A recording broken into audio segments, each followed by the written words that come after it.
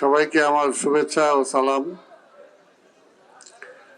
আসলে এটা সত্যি কথা, হারুন যেটা বলছে যে আমার বাসা ফকিরাপুর, কিন্তু আমি অধিবাসী ছিলাম কলোনির। এটা সত্যি কথা। খুব কম সময় ফকিরাপুরে থাকতাম, বেশিরভাগ সময় তো কলোনিতেই কাটিয়েছি। বন্ধু বান্ধব, ছোট ভাই, বড় ভাই, কচি ভাই আছে এখানে, তাই না? এরকম আরো অনেকেই, আমার মুক্তিযোদ্ধার সাথে ভুলু সহ আরো অনেকেই। আসলে এখানে আসলে একটা নস্টালজিয়াতে ভুগি, কারণ ওই সময়ের কথা ভুলতে পারি না।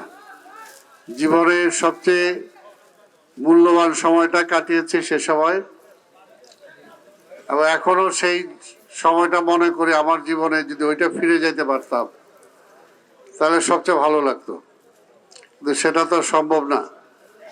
তাই আজকে রবিন যখন বলল, আমার 4-5টা প্রোগ্রাম সেই পুরনো ঢাকা থেকে, তারপর আমি চেষ্টা করছি যে না ঠিক আছে, অত বলছি আমি যে একবার হইলো আমি আসবো, তবে আসতে পারছি। এটার জন্য আল্লাহর কাছে আমি শুকরিয়া আদায় করি, কারণ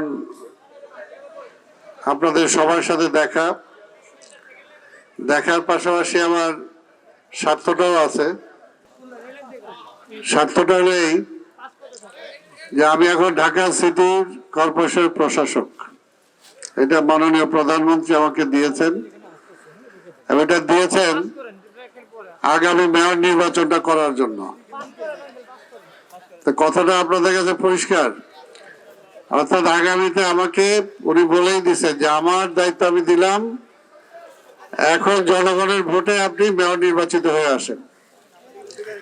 তা আমি আমার সবচেয়ে কাছের এলাকা যেগুলো, সেগুলোতে আমি বেশি চাই।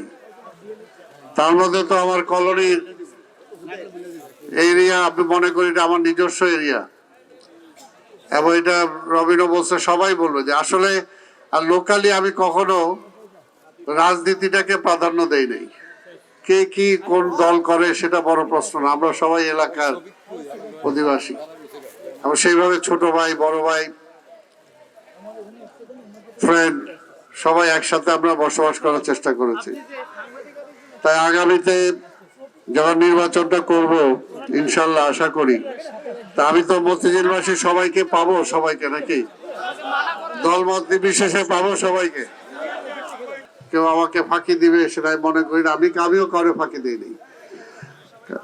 হ্যাঁ, আমিও সবাইকে ভালোবাসি, কারণ এলাকা আমি জানি অনেকে হয়তো এখন এখানে থাকে না, চলে গেছে, কিন্তু এই বিল্ডিং আছে, এই রাস্তা আছে, এই আম গাছ আছে, এই মাঠ আছে, কিন্তু মাঠে আগের মতো খেলা নাই।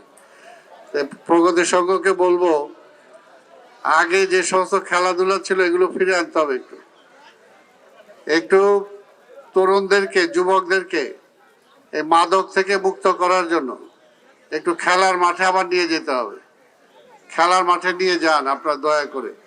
এই দেশটা আমাদের, এই তরুণ সমাজ নষ্ট হয়ে যাক এটা আমরা চাই না, পরিবেশটা নষ্ট হয়ে যাক আমরা চাই না। এবং সেটার জন্য